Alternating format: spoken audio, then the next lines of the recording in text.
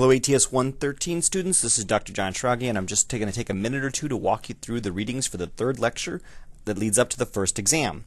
We're going to be starting on page 13 of the 5th edition with talking about the vertical structure of the atmosphere.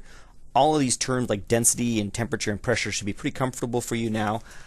Make sure that you know about these different parts of the atmosphere like troposphere, tropopause, stratosphere, stratopause, etc. I wouldn't get bogged down on the bottom of page 14 there about mean free path. We won't talk about that this semester.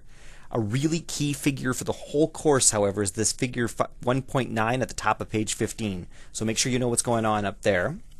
And continuing on to page 16, you want to make sure that you know about mesosphere and thermosphere. Don't worry about on page 17 this business of the ionosphere. Okay, then you're going to be continuing on to talk about radiation in the atmosphere. This is going to be starting on chapter 2. You're going to be starting on page 33. Now, we're not going to take time to talk about kinetic energy and potential energy in this class. Those are pretty common topics to talk about in high school. If you're not comfortable with them, make sure you read this carefully and understand what's going on.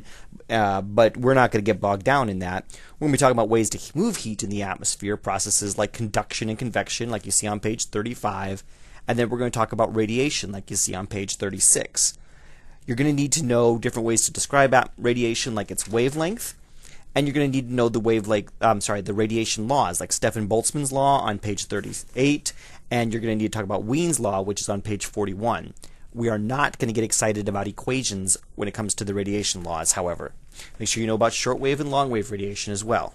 All right, that should get you through what you need for these readings, and if you have any questions, let me know.